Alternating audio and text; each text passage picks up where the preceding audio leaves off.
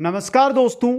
हम देख रहे थे रीट एवं शिक्षक ग्रेड सेकंड भर्ती के लिए शिक्षा मनोविज्ञान। आज हमारी रहेगी क्लास नंबर 26 दोस्तों, जिसके अंदर नेक्स्ट टॉपिक है हमारा बुद्धि, इंटेलिजेंस। आज शुरू करने जा रहे हैं दोस्तों बुद्धि टॉपिक। और कोई सा भी एग्जाम हो, चाहे रीट हो, चाहे शिक्षक ग्रेड सेकंड हो या फर्स्ट ग्रेड हो, यहां से आपको 2 क्वेश्चन एग्जाम के अंदर देखने को जरूर मिलते हैं। इसलिए इस टॉपिक को बहुत ही अच्छी तरह समझने का हम प्रयास करेंगे। आज की जो क्लास है इसके अंदर हम बुद्धि की परिभाषाएं, प्रकार, विशेषताएं और सिद्धांत सबसे इंपॉर्टेंट रहेगा। एक क्वेश्चन सिद्धांतों से हर बार आता है, तो सिद्धांतों के बारे में देखेंगे दोस्तों। जो साथी संपूर्ण जो है क्लासें अटेंड करना चाहते हैं, प्लेलिस्ट बनी हुई है, उसमें क्लास 1 से लेकर क्लास 25 तक संपूर्ण क्लासें आपको वहां पर मिल जाएगी। एक बार जाइए, बहुत ही साधारण लैंग्वेज और शॉर्ट के अंदर आपको यहां पर शिक्षा मनोविज्ञान है जो पढ़ाई जा रही है। बात करें जो साथी है जो पूरा कोर्स करना चाहते हैं, इनकी पीडीएफ प्राप्त करना चाहते हैं, लाइव लेक्चर क्लासें लेना चाहते हैं, क्वेश्चन आंसर प्राप्त करना चाहते हैं, उनकी पीडीएफ प्राप्त करना चाहते हैं, तो वो कुचामन ऑनलाइन क्लासेज ऐप को डाउनलोड करें और वहां पर स्टोर में जाकर आप है सभी चीजें प्राप्त कर सकते हैं। एक बार सभी साथी वीडियो को लाइक, शेयर और जो नए साथी है चैनल को जरूर सब्सक्राइब करें। आज हम देखने वाले हैं बुद्धि दोस्तों, बहुत ही इंपॉर्टेंट टॉपिक रहेगा। शुरुआत करते हैं परिभाषाओं से, फिर देखेंगे प्रकार, विशेषताएं और सिद्धांत। सबसे पहले देखिए यह बुद्धि होती क्या है, इसके बारे में। मित्रों, बुद्धि समस्या समाधान की योग्यता ही बुद्धि है। समस्या समाधान की योग्यता ही क्या है मित्रों? बुद्धि है। आप किसी समस्या का अगर समाधान कर रहे हो, मतलब आप क्या कर रहे हो? बुद्धि का प्रयोग कर रहे हो दोस्तों। बुद्धि विचार करने व समस्त मानसिक क्रियाओं का संगठित रूप होती है। आगे देखिए, बुद्धि है जो विचार करने व समस्त मानसिक क्रियाओं का क्या होता है? संगठित एक रूप होता है दोस्तों। बुद्धि प्राचीन काल से व्यक्ति की तत्परता, तात्कालिकता, समायोजन तथा समस्या समाधान की क्षमताओं के संदर्भ के रूप में प्रचलित रहा है। बुद्धि प्राचीन काल से, यह नहीं है कि पहले नहीं थी बुद्धि। बुद्धि तो जिस समय से मानव आया उस समय से लेकर वर्तमान तक चली आ रही है।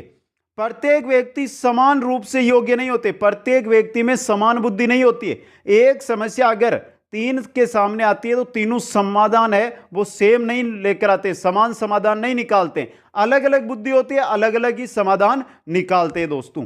मानव की समस्त मानसिक क्रियाओं और योग्यताओं के योग को ही क्या कहा जाता है? बुद्धि कहा जाता है। मानव का जो मानसिक क्रियाएं हैं, मानसिक योग्यताएं हैं, इन दोनों का योग ही क्या है? आपकी बुद्धि है दोस्तों। समझे बुद्धि? अब देखिए, बहुत इंपॉर्टेंट रहेगी परिभाषाएं। एक क्वेश्चन मिल सकता है एग्जाम के अंदर आपको। यहां से देखिए बुद्धि की परिभाषाएं, कौन कौन से मनोवैज्ञानिक ने क्या क्या परिभाषा दी है। सबसे पहले है वुडवर्थ। बुद्धि कार्य करने की एक विधि है। वुडवर्थ ने क्या कहा कि जो बुद्धि है वो क्या है? कार्य करने की एक विधि है, यह कहा था वुडवर्थ ने। टर्मन व हल ने क्या कहा? बुद्धि अमूर्त विचारों के बारे में सोचने की योग्यता है। अगर आप अमूर्त विचारों के बारे में सोचते हैं तो वो क्या है? बुद्धि है। यह किसने कहा? टर्मन व हल ने। बंकीगम ने क्या कहा? सीखने की योग्यता ही बुद्धि है। सीखने की योग्यता ही क्या है? बुद्धि है दोस्तों। वुड्रो ने क्या कहा? बुद्धि ज्ञान का अर्जन करने की क्षमता है। ज्ञान का आप अर्जन करते हैं तो उसकी क्षमता ही क्या है? बुद्धि। किसने कहा? वुड्रो ने कहा। अल्फ्रेड बीने ने क्या कहा? बुद्धि इन शब्दों में निहित है। किन किन? 4 शब्दों में निहित होती है।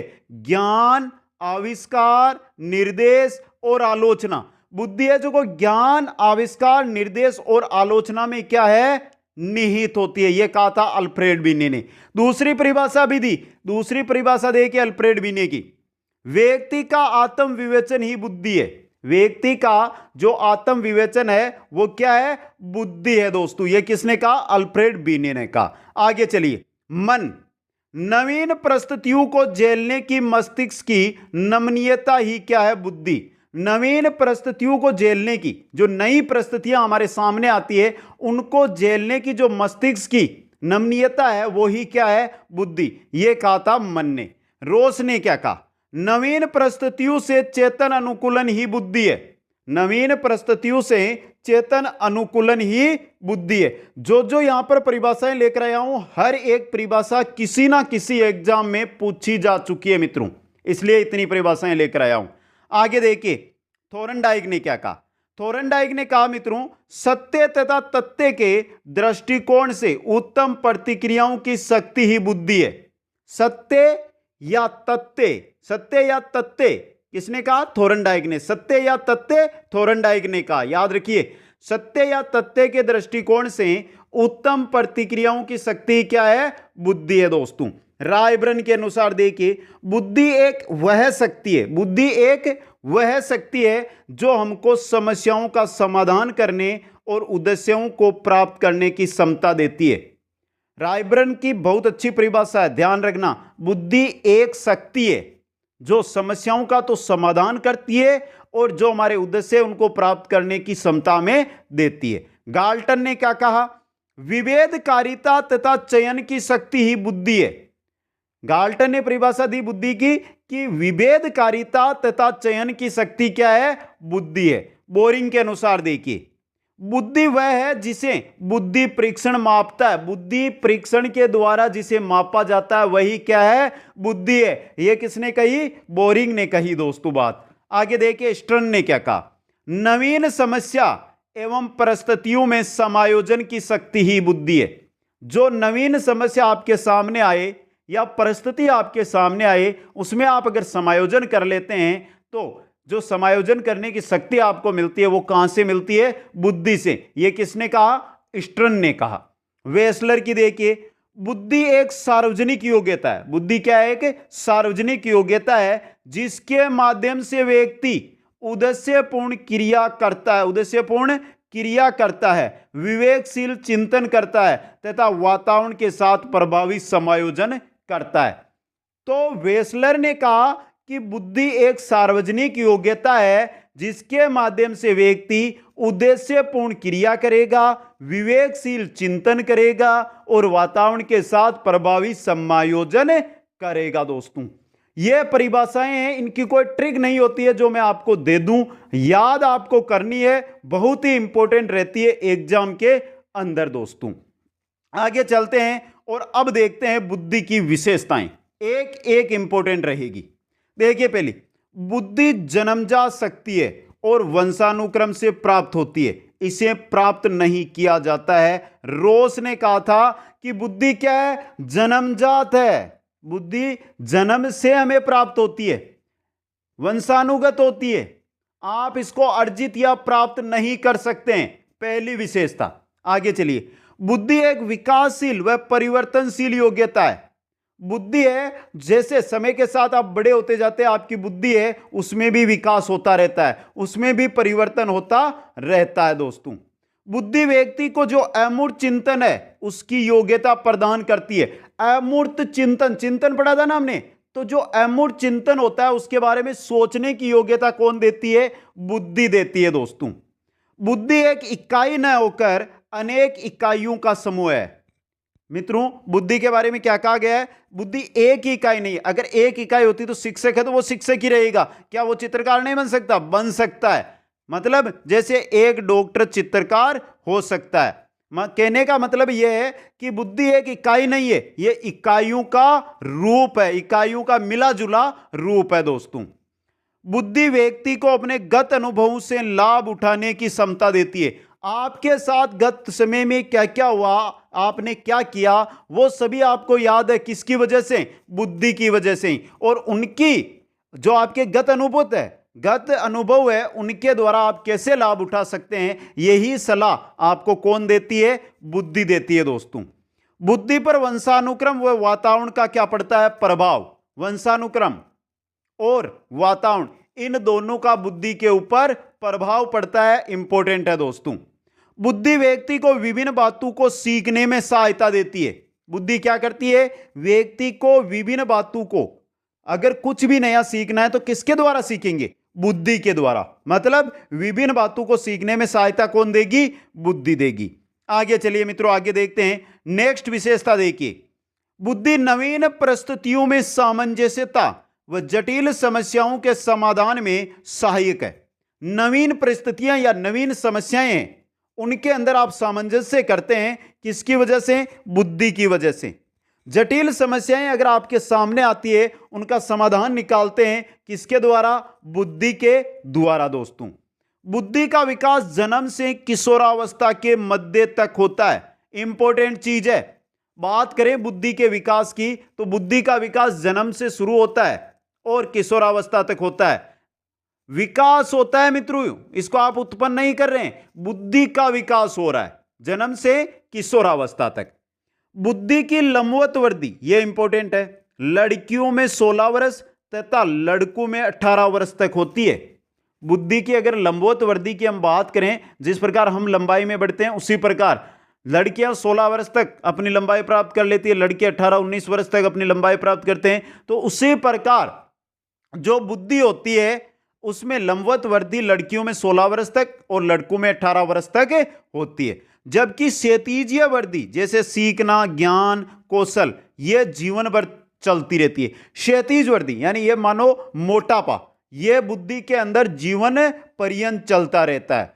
बुद्धि पर लिंग का प्रभाव नहीं पड़ता है। यह नहीं है कि यह लड़का है तो इसमें बुद्धि अधिक होगी, यह लड़की है तो इसमें कम होगी। नहीं, लड़की लड़का पर कोई प्रभाव बुद्धि का नहीं पड़ता है। दोस्तों, बुद्धि लक्ष्य निर्देशित व्यवहार है, न कि अभिप्रेरित व्यवहार है।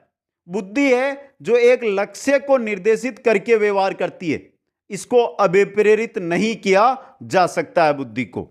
बुद्धि ज्ञान नहीं है, लेकिन बुद्धि एवं ज्ञान में गहरा संबंध है। बहुत सारे साथी कहते हैं ना, मेरी बुद्धि यानी मेरा ज्ञान ही मेरी बुद्धि। नहीं, कभी नहीं होता है। ज्ञान और बुद्धि अलग अलग चीज है, इनमें संबंध है। कभी भी बुद्धि ज्ञान नहीं होती है। जीवन में ज्ञान का व्यवहारिक प्रयोग बुद्धि कहलाता है। जीवन के अंदर आप ज्ञान का जो प्रयोग करते हैं उसको आप बुद्धि कहते हैं, जबकि यह नहीं कह सकते कि मेरी बुद्धि ही मेरा ज्ञान है। यह आपकी क्या है? गलत बात है। दोस्तों, यह थी बुद्धि की विशेषताएं।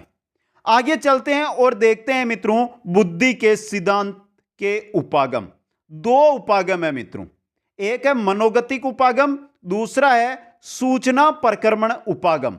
इंपॉर्टेंट है, कैसे है वो देखिए। पहला है मनोगतिक उपागम, दूसरा है सूचना प्रक्रमण उपागम। देखिए, मनोगतिक उपागम, इसमें बुद्धि को अनेक योग्यताओं का संगठन माना जाता है। जो मनोगतिक उपागम है, इसमें बुद्धि को क्या माना जाता है? अनेक योग्यताओं का संगठन माना जाता है। जैसे बीने का सिद्धांत, स्पीयरमैन का सिद्धांत, थर्स्टन का प्रारंभिक मानसिक योग्यता का सिद्धांत, थोरनडाई का बहुकारिकता का सिद्धांत, गिलफोर्ड का बुद्धि संरचना मॉडल, प्रतिमान सिद्धांत, ये इसके अंतर्गत सम्मिलित किए जाते हैं। दोस्तों, दूसरा जो सिद्धांत है उपागम का, दूसरा सिद्धांत का उपागम है वो है सूचना प्रक्रमण उपागम। इसमें बौद्धिक, तर्कणा व समस्या में व्यक्ति द्वारा उपयोग की जाने वाली संज्ञानात्मक प्रक्रियाओं के अध्ययन पर बल देता है। जिसके अंदर जैसे स्टर्नबर्ग का त्रिचापीय सिद्धांत है या बुद्धि का PASS मॉडल है, जो आगे हम पढ़ेंगे ना सिद्धांत, उनमें ये सभी के सभी सिद्धांत है जो हमारे आ जाएंगे।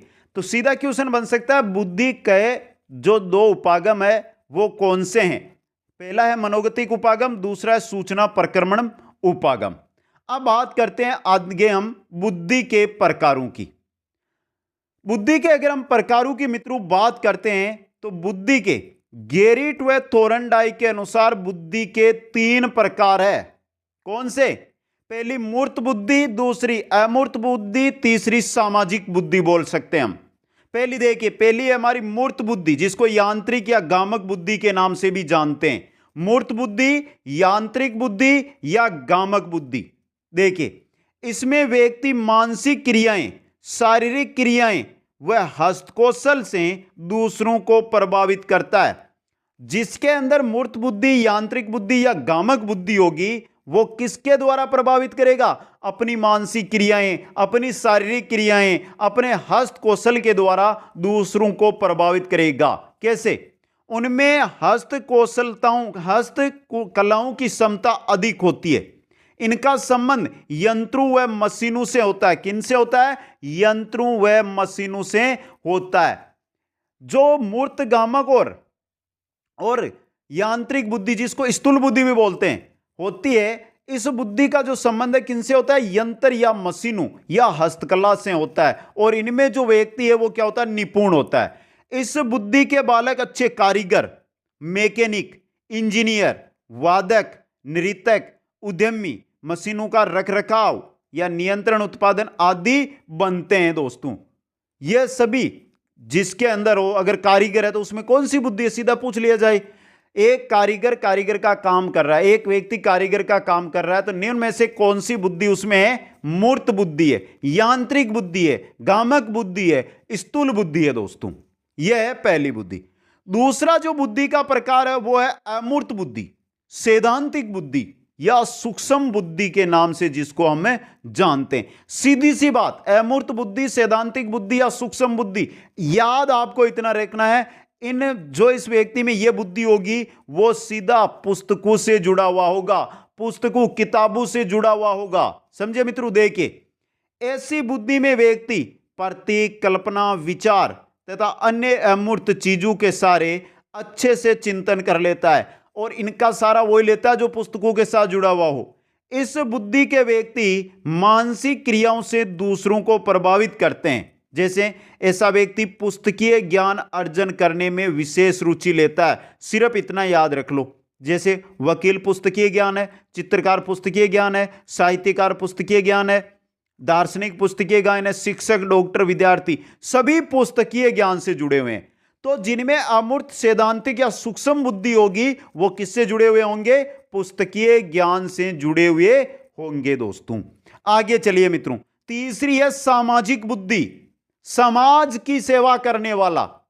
समाज की सेवा करने वाले में सामाजिक बुद्धि होगी। देखिए, इस बुद्धि के व्यक्ति में प्रभावपूर्ण ढंग से व्यवहार करने की क्षमता होती है, अच्छा आचरण करने की क्षमताएं होती है, समाज के अन्य लोगों से मिलजुल कर सामाजिक कार्यों में हाथ बटाने की क्षमता होती है।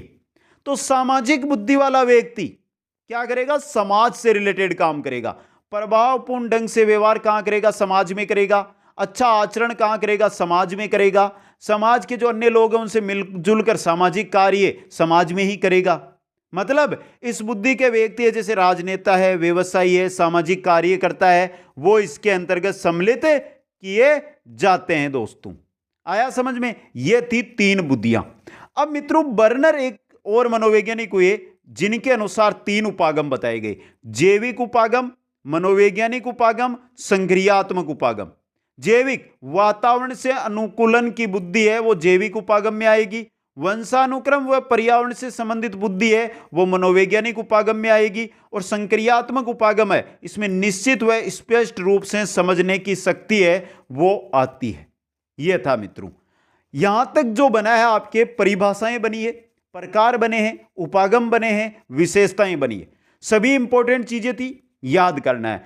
अब चलते हैं बुद्धि के सिद्धांतों की ओर। कम से कम 15 के आसपास सिद्धांत है जो मैं आपको यहां पर बताऊंगा, और हर एक सिद्धांत इंपॉर्टेंट है, हद से ज्यादा।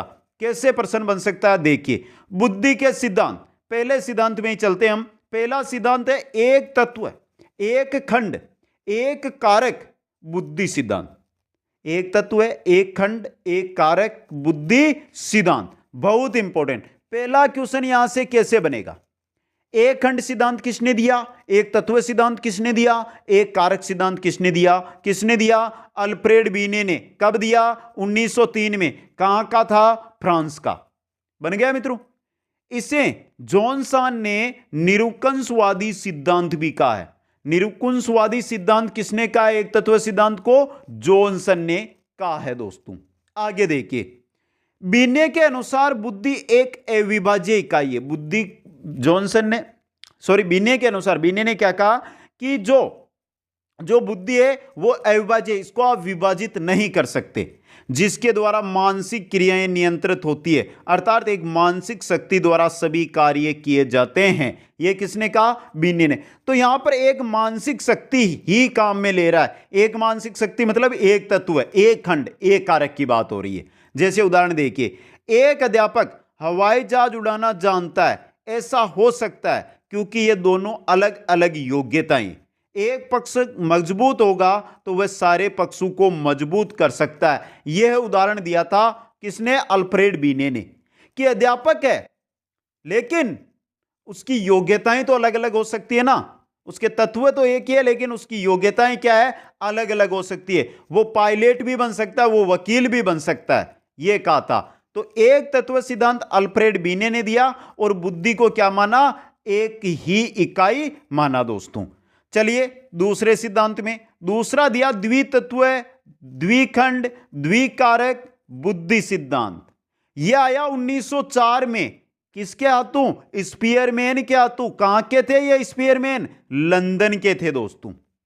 अब देखिए स्पीयरमैन ने क्या किया, बुद्धि के दो खंड बता दिए। बीने ने एक खंड बताया, स्पीयरमैन ने दो खंड कर दिए। कौन कौन से, पहला सामान्य बुद्धि, दूसरा विशेष बुद्धि या जिसको विशिष्ट बुद्धि हम बोलते हैं, विशिष्ट बुद्धि, जी कारक और एस कारक। अब इन्होंने क्या कहा, स्पीयरमैन ने कहा कि जो सामान्य बुद्धि होती है ये तो जन्मजात होती है, और जो विशेष बुद्धि होती है ये क्या होती है, अर्जित। मतलब जन्मजात बुद्धि में जो कुछ हम नया जोड़ते हैं वो दोस्तों। अब देखिए इन्होंने सामान्य बुद्धि और विशिष्ट बुद्धि में क्या अंतर बताया। यह जन्मजात होती है, सामान्य बुद्धि क्या है, जन्मजात है, तो विशिष्ट बुद्धि वातावरण से क्या होती है, अर्जित होती है। सामान्य बुद्धि इसकी संख्या एक होती है, सामान्य बुद्धि की संख्याएं कितनी बताइए, एक बताइए, जबकि विशिष्ट बुद्धि इसकी संख्याएं क्या हो सकती है, अनेक हो सकती है। अधिगम द्वारा बदला नहीं जा सकता, आप सीखने के द्वारा सामान्य बुद्धि को या जी कारक को बदल नहीं सकते, जबकि अधिगम के द्वारा, सीखने के द्वारा आप विशिष्ट बुद्धि, एस कारक, अर्जित बुद्धि को क्या कर सकते हैं, बदल सकते हैं। सभी क्षेत्रों में सफलता के लिए जिम्मेदार होती है। सामान्य बुद्धि सभी क्षेत्रों में जो सफलता आपको मिलती है जिस भी क्षेत्र में, उसके लिए जिम्मेदार होती है आपकी सामान्य बुद्धि। विशेष क्षेत्र में सफलता, किसी एक क्षेत्र में अगर सफलता मिले तो वहां पर आपकी विशिष्ट बुद्धि क्या है, जिम्मेदार है। यह बताई थी द्विकारक द्विखंड द्वितत्व सिद्धांत के अंदर स्पीयरमैन ने। यह हो गए दो सिद्धांत। चलिए मित्रों तीसरे सिद्धांत की ओर। तीसरा आता है त्रितत्व त्रिखंड या त्रिकारक सिद्धांत।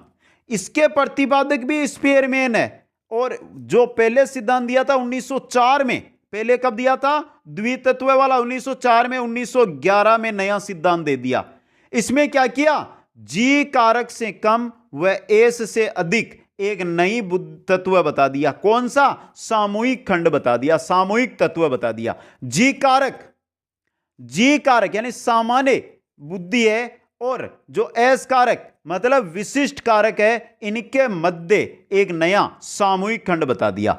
1911 में स्पीयरमैन ने तीसरा खंड जोड़ दिया, जिसे क्या कहा, सामूहिक खंड के नाम से जाना जाता है दोस्तों।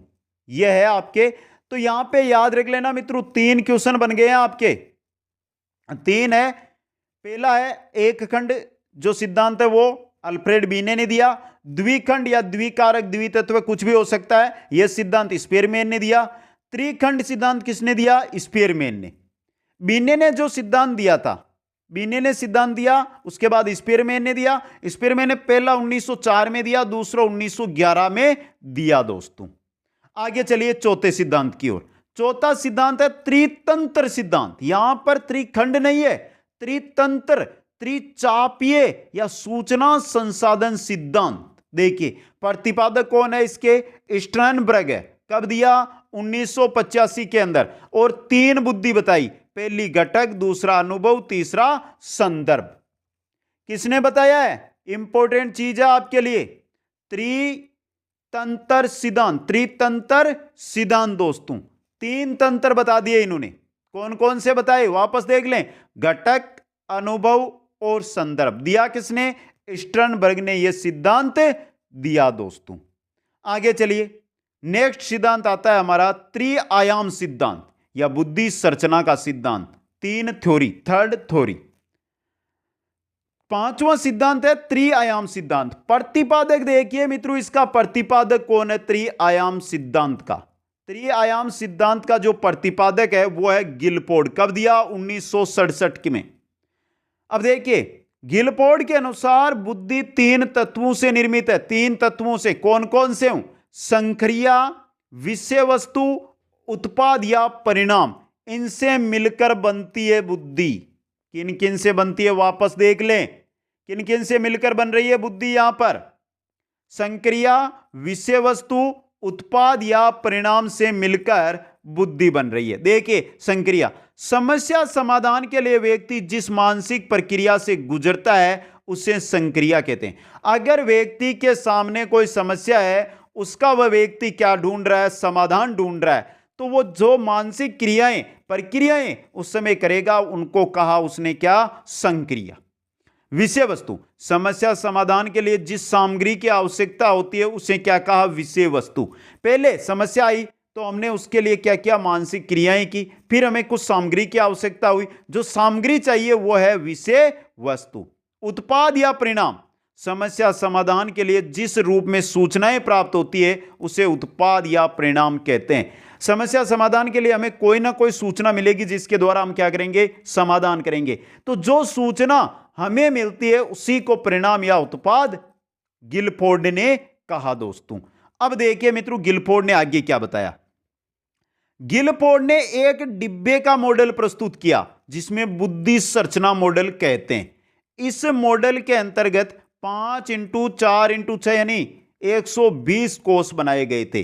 पहला जो डिब्बे का मॉडल दिया उसमें कितने थे? 120 मॉडल, 120 कोष। 1977 में इसको क्या कर दिया? संशोधित, और कितने? 5x5x6 यानी 150 कोष बताए इसमें। फिर 1980 में इसको क्या किया? संशोधित कर दिया, 6x5x6 यानी 180 कोष इसके अंदर बनाए। तो 120, 150, 180 तीन मॉडल दिए डिब्बे के मॉडल, और तीनों में 120, 150, 180 कोष उन्होंने बनाए। क्वेश्चन आया था एग्जाम में, क्वेश्चन के अनुसार पूछा गया था गिलफोर्ड का बुद्धि सिद्धांत के अनुसार निम्न में से उनका डिब्बे के मॉडल में कितने, निम्न में से कौन सी कोषों की संख्या नहीं थी?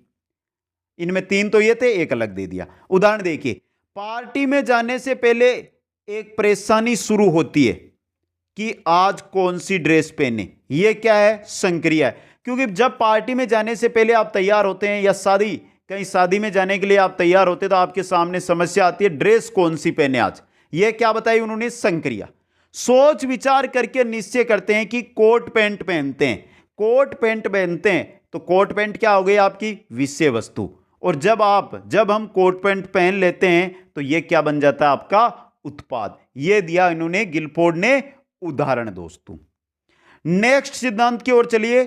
6 नंबर का सिद्धांत आता है हमारे थोरनडाइक का बहुतत्व सिद्धांत, मात्रात्मक सिद्धांत, असततात्मक सिद्धांत, परमाणुवादी सिद्धांत। बहुत सारे नाम दिए थोरनडाइक ने बहुत सारे नाम दिए। यहां पे देख लेना, बहुकारक सिद्धांत, बहुतत्व सिद्धांत, मात्रात्मक सिद्धांत, असततात्मक सिद्धांत, परमाणुवादी सिद्धांत। देखिए, इनके अनुसार बुद्धि के तत्व उतने होते हैं जितनी कोई मनुष्य विभिन्न प्रकार की क्रियाएं करता है। जितनी एक मनुष्य क्रियाएं करेगा उसके अंदर उतने ही बुद्धि के क्या होंगे? तत्व होंगे, मतलब बहुतत्व।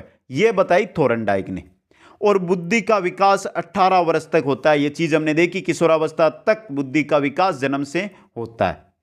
थोरनडाइक ने बुद्धि की तुलना बालू के ढेर से की। एक बालू के ढेर में कितने कण है आपको पता नहीं है, तो एक बुद्धि में कितने तत्व है आपको पता नहीं है। बुद्धि के तत्व स्वतंत्र होते हैं। कोई बालक गणित में बुद्धिमान है तो आवश्यक नहीं है कि वो विज्ञान में भी बुद्धिमान होगा। थर्स्टन के सिद्धांत का इन्होंने क्या कर दिया? यहां पर विखंडन कर दिया। थर्स्टन का सिद्धांत आगे आएगा तो उसका क्या किया? यहां पर विखंडन किया। अब देखिए मित्रों, थोरनडाइक के अनुसार बुद्धि के गुण, थोरनडाइक ने बताए थे बुद्धि के गुण कौन कौन से बताए? स्तर, विस्तार, क्षेत्र और गति। 4 गुण बताए। स्तर, किसी कार्य को संपादित करने में कठिनाई की सीमा को व्यक्त करता है। कठिनाई किस स्तर की है? कठिनाई, कोई कार्य आप कर रहे हैं उसमें कठिनाई किस स्तर की है, किस सीमा तक की है, यही होता है स्तर। विस्तार, कठिनाई के निश्चित स्तर पर अनेक कार्य जिन्हें हम कर सकते हैं उसको कहा विस्तार। प्रत्येक स्तर पर स्थितियों की कुल संख्या जिनके प्रति अनुक्रिया करने में व्यक्ति समर्थ होता है। अगर कोई कठिनाई है कठिनाई का समाधान कर रहे हैं और उस स्तर के अनुसार हम क्या कर रहे हैं, अनुक्रिया जितनी यहां पर मिल रही है, जितनी वहां पर हमें स्थितियां मिल रही है, उनके प्रति हम अनुक्रियाएं कर रहे हैं। समझे मित्रों? तो वो क्या होगा, उन अनुक्रियाओं की जो संख्या है, जितनी एक व्यक्ति करने में समर्थ है, और जिनकी संख्या वो क्या है, क्षेत्र, गति, जिससे हम परीक्षण के विभिन्न पदों के प्रति अनुक्रिया कर सकते हैं। परीक्षण के जो पद है उनके प्रति अगर हम अनुक्रिया कर सकते हैं उसको कहा गति। तो यह बताए बुद्धि के गुण किसने, थोरनडाइक ने। किस सिद्धांत के अंदर, बहुकारक सिद्धांत, असततात्मक सिद्धांत के अंदर दोस्तों। यह था थोरनडाइक का सिद्धांत। आगे चलते हैं, नेक्स्ट सिद्धांत आता है बहुबुद्धि सिद्धांत। बहुबुद्धि सिद्धांत दिया किसने मित्रों, बहुबुद्धि सिद्धांत दिया किसने, यह दिया हार्वर्ड गार्डनर ने। देखिए मित्रों, हार्वर्ड गार्डनर के अनुसार बुद्धि एकात्मक न होकर बहुकारकीय होती है। गार्डनर ने मूलतः 1983 में 7 तरह की बुद्धि का वर्णन किया, 1998 में 8वां प्रकार और 2000 में 9वां प्रकार भी जोड़ा। तो हार्वर्ड गार्डनर ने क्या कहा कि बुद्धि एकात्मक नहीं होती है, बहुकारकीय बहुतत्वीय बुद्धि होती है। इन्होंने 7 तरह की बुद्धि का वर्णन कर दिया था 1983 में। किसने, गार्डनर ने।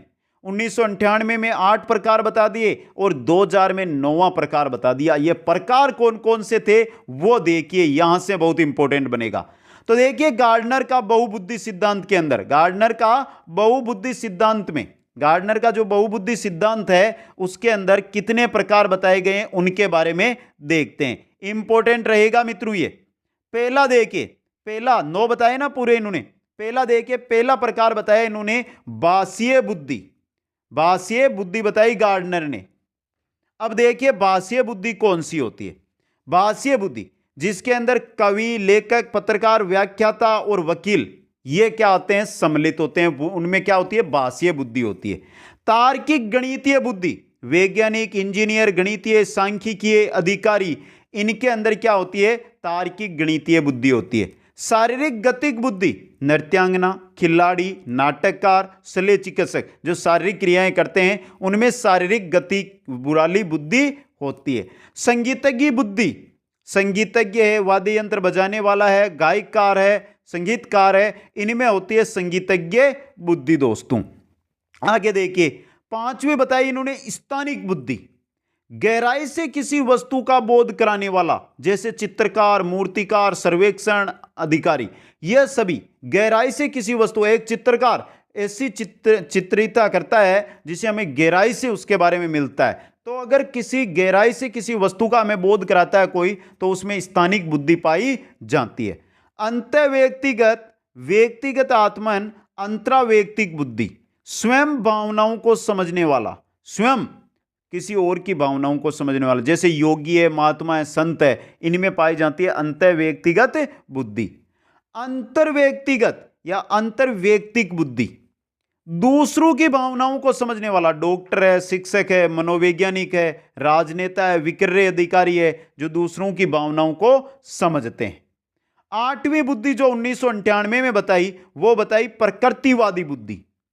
ये नेचर स्मार्ट होते हैं, सभी प्रकार के पशुओं, खनिजों, पेड़ पौधों को पहचानने और वर्गीकृत करने की योग्यता होती है, जैसे किसान है, वनस्पति वैज्ञानिक है, जीव वैज्ञानिक है, पर्यावरण चित्त है या शिकारी है, इनमें प्रकृतिवादी बुद्धि पाई जाती है। और 2000 में बताई 9वीं बुद्धि अस्तित्ववादी बुद्धि।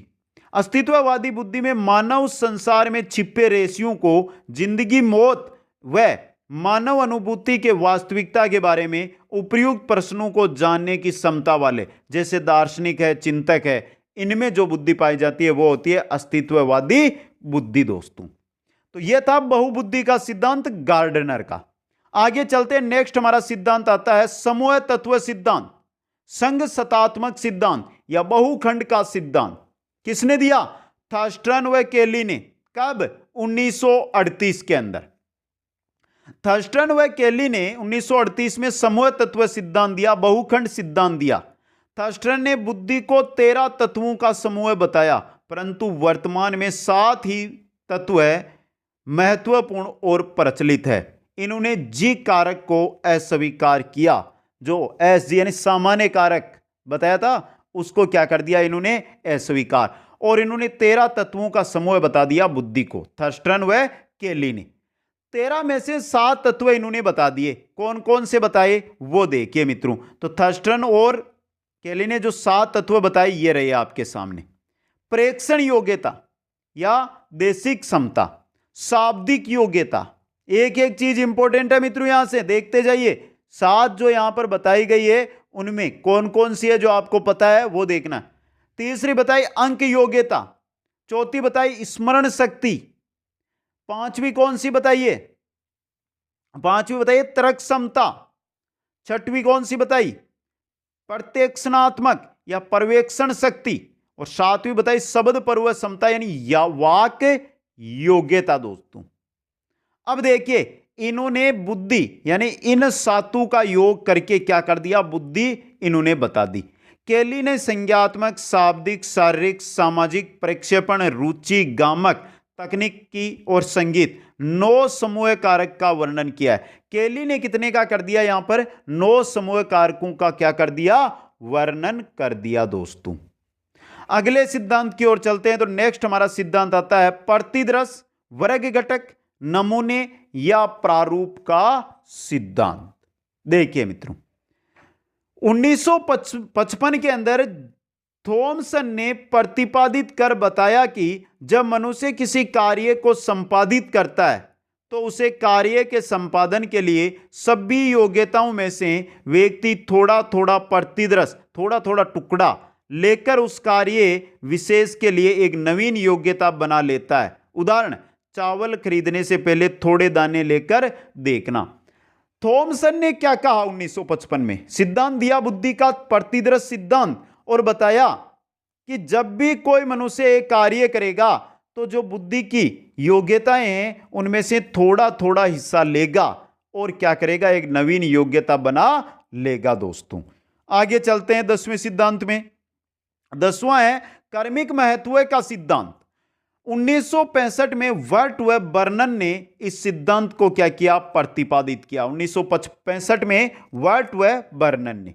इसमें बुद्धि की तुलना किससे की गई, पिरामिड से की गई। दोस्तों देखिए यह सिद्धांत प्रत्येक मानसिक योग्यताओं को क्रम प्रदान करता है। जो भी मानसिक योग्यता है उसको कर्मिक महत्व का सिद्धांत है जो क्या देता है, एक क्रम देता है। दोस्तों आगे देखिए इसमें क्रम सामान्य मानसिक योग्यता सर्वप्रथम, सामान्य मानसिक योग्यता सबसे सर्वप्रथम ऊपरी सतह पर आएगी और विशिष्ट योग्यताएं निचली सतह के अंदर आती है। एक पिरामिड बनाया और पिरामिड के अंदर सामान्य मानसिक योग्यताओं को ऊपर रखा, विशिष्ट योग्यताओं को निचले स्तर पर इन्होंने रखा।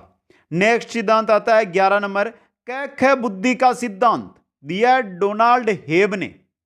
क बुद्धि का सिद्धांत, इंपॉर्टेंट बुद्धि का सिद्धांत आया है। क बुद्धि का सिद्धांत किसने दिया, डोनाल्ड हेब ने दिया। दोस्तों ये अब देखिए इनके सिद्धांत को बुद्धि ए व बी बुद्धि का सिद्धांत भी कहते हैं।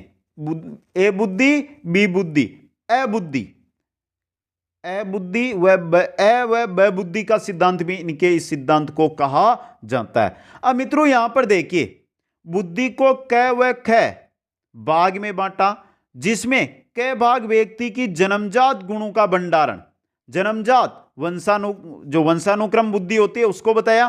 ख भाग व्यक्ति में अनुभव व वातावरण से अर्जित गुणों का समावेश होता है। बी यानी वंशानुक्रम और वातावरण से अंतःक्रिया का परिणाम है उसको क्या बताया इन्होंने, बी बताया। तो ए व बी दो बताई, ए बुद्धि जन्मजात बुद्धि, बी बुद्धि अर्जित बुद्धि इन्होंने बताई। देखिए आगे आगे क व ख मिलकर ग उत्पन्न करते हैं। क व ख जब मिल जाएंगे तो तीसरा बता दिया इन्होंने, ग उत्पन्न कर दें। तीनों तत्वों द्वारा ही व्यक्ति सभी समस्याओं का क्या करते हैं, समाधान करते हैं। यह है आपका क ख का सिद्धांत, डोनाल्ड हेब का सिद्धांत। आगे चलिए 12 नंबर सिद्धांत आता है तरल व ठोस बुद्धि का सिद्धांत। तरल व ठोस बुद्धि का सिद्धांत या जिसको हम कह सकते हैं धारा प्रवाह का सिद्धांत। प्रतिपादक है आरबी केटल, कब प्रतिपादन किया? 1963 के अंदर। 1963 में आरबी केटल ने यह सिद्धांत दिया और इन्होंने क्या किया? बुद्धि को दो भागों में बांट दिया, तरल बुद्धि और ठोस बुद्धि। तरल बुद्धि कौन सी? जन्मजात होती है, सामान्य दैनिक कार्यों के लिए जिम्मेदार होती है, इसका अधिक विकास किशोरावस्था में होता है। तो तरल बुद्धि वह बुद्धि जो जन्मजात होती है, सामान्य दैनिक कार्य करते हैं, जिनके लिए जो बुद्धि हम काम में लेते हैं वो बुद्धि। और तरल बुद्धि का विकास, अधिकतर विकास किसमें होता है? किशोरावस्था में। दूसरी बताई ठोस बुद्धि, वातावरण द्वारा अर्जित बुद्धि, जो सामाजिक परिवेश के व्यवहार एवं पुस्तकीय ज्ञान से बनती है। समाज के अंदर हमारा व्यवहार और जो पुस्तकीय ज्ञान हम करते हैं उनके द्वारा मिलने वाली बुद्धि ठोस बुद्धि। विशिष्ट कार्यों के उपयोग हेतु ये होती है। इसका अधिक जो विकास है वो वयस्क अवस्था के अंदर, वयस्क अवस्था किशोरावस्था के बाद इसका क्या होता है? पूर्ण विकास होता है दोस्तों। यह बताई आरबी केटल ने। तरल व ठोस बुद्धि दो प्रकार बताए, क्वेश्चन आया हुआ है। तरल व ठोस बुद्धि, बुद्धि के दो प्रकार तरल व ठोस, किस मनोवैज्ञानिक ने बताए? आरबी केटल ने। आगे चलिए 13 नंबर सिद्धांत के अंदर जीन पियाजे का संज्ञानात्मक विकास का सिद्धांत, संज्ञानात्मक विकास का सिद्धांत, जिसके बारे में हमने अधिगम टॉपिक के बारे में विस्तृत देख लिया था। देखिए, जीन पियाजे ने बुद्धि को संज्ञानात्मक प्रक्रियाओं के विकास का दूसरा रूप बताया। और इन्होंने क्या किया? देखिए, प्रतिपादक जीन पियाजे तो ज्ञानात्मक क्रियात्मक अवस्था यानी संवेदी पेशीय अवस्था 0 से 2 वर्ष, प्राक प्रचलात्मक अवस्था 2 से 7 वर्ष, मूर्त प्रचलनात्मक अवस्था 7 से 11 वर्ष, औपचारिक प्रचलनात्मक अवस्था 11 से वयस्क अवस्था तक। बुद्धि को इस प्रकार से बांट दिया जिस प्रकार इन्होंने अधिगम यानी सीखने की क्रियाओं को बांटा था, उसी प्रकार इन्होंने 4 भागों में बुद्धि को बांट दिया। आगे चलते हैं 14 नंबर के सिद्धांत की ओर। 14 नंबर का हमारा सिद्धांत है बुद्धि का अनुक्रमिक सिद्धांत, या जिसको PASS पास का सिद्धांत या पास मॉडल सिद्धांत के नाम से हम जानते हैं दोस्तों। तो बुद्धि का अनुक्रमिक सिद्धांत, देखिए प्रतिपादक कौन है? JP दास है, किर्बी है, जेकना गालिरी इसके प्रतिपादक। प्रतिपादन कब किया? 1994 में। इस सिद्धांत में लूरिया के सिद्धांत को आधार माना गया। लूरिया ने मस्तिष्क के संचालन की क्रिया 4 तरह के तंत्रिकीय तंत्र के तत्वों पर आधारित मानी थी। योजना, अवधान, कर्मिक और सफलता, इन 4 तत्वों के आधार पर लूरिया ने अपना जो मस्तिष्क संचालन क्रिया तंत्र दिया था वो बताया था। लूरिया का सिद्धांत योजना, अवधान, कर्मिक, सफलता के आधार पर दिया था। और JP दास, किर्बी, जेकना गालिरी, इन्होंने भी इन 4 तत्वों के आधार पर, इन 4 तरहों के आधार पर क्या किया? बुद्धि का सिद्धांत दिया, जिसको पास मॉडल या बुद्धि का अनुक्रमिक सिद्धांत कहते हैं। नेक्स्ट में चलिए, नेक्स्ट आता है बुद्धि का लेवल 1 और लेवल 2 का सिद्धांत। लेवल 1 व लेवल 2 का सिद्धांत। प्रतिपादक है ऑर्थर जेनसन। इसके प्रतिपादक कौन है? Arthur Jensen. इसे बुद्धि का नस्ल भेदीय सिद्धांत भी कहा जाता है। नस्ल भेदीय सिद्धांत कैसे? इन्होंने बुद्धि को 2 भागों में बांट दिया, एक तो लेवल 1, एक लेवल 2। लेवल 1, इनकी बुद्धि का संबंध किसी चीज को रटने से है। यह सभी जातियों में पाई जाती है। अगर किसी चीज को हम रटते हैं तो उनमें लेवल 1 बुद्धि होगी। लेवल 2 देखिए, और जो लेवल 1 बुद्धि है वो सभी में है। लेवल 2 है, इस बुद्धि के लोग समस्या समाधान की अच्छी योग्यता रखते हैं। समस्या समाधान की अच्छी योग्यता रखने वाले कौन होते हैं? लेवल 2 बुद्धि वाले। ये वातावरण से प्रभावित नहीं होते बल्कि वंशानुगत होते हैं। ये वातावरण से प्रभावित नहीं होते, क्या होते हैं? वंशानुगत होते हैं। इनमें उच्च स्तरीय संज्ञानात्मक योग्यता होती है और ये गोरे लोगों में ज्यादा पाई जाती है। ये गोरे लोगों में ज्यादा पाई जाती है, इसी वजह से इसको नस्ल भेदीय सिद्धांत कहा जाता है दोस्तों। यह था 15वां सिद्धांत, बुद्धि का लेवल 1 लेवल 2 सिद्धांत। आगे चलिए और अब देखते हैं कुछ महत्वपूर्ण तथ्य और कौन कौन से सिद्धांत बचे। निरुकंस बुद्धि का सिद्धांत दिया अल्फ्रेड बीने ने। कुलीन तंत्रीय बुद्धि का सिद्धांत दिया थर्स्टन ने। त्रितंत्रीय बुद्धि का सिद्धांत दिया रॉबर्ट स्टर्नबर्ग ने। अराजक बुद्धि का सिद्धांत दिया थोरनडाइक ने। ये 4 सिद्धांत और बचे हैं जो हमने देख लिए। तो मित्रों, आज की क्लास में बुद्धि की सामान्य जानकारी, परिभाषाएं, विशेषताएं, प्रकार और बुद्धि के जो सिद्धांत है उनके बारे में हमने यहां पर अध्ययन किया। बाकी जो बुद्धि का पार्ट अब बचा है, बुद्धि को भी मापना भी है, बुद्धि लब्धि भी हमें ज्ञात करनी है, तो वो पढ़ेंगे नेक्स्ट क्लास के अंदर। आज की क्लास आपको कैसी लगी एक बार सभी साथी कमेंट करके बता दें मेरे को। वीडियो को लाइक, शेयर और जो भी नए साथी है वो चैनल को जरूर सब्सक्राइब करें। आप सभी को बहुत बहुत धन्यवाद। जय हिंद, जय भारत।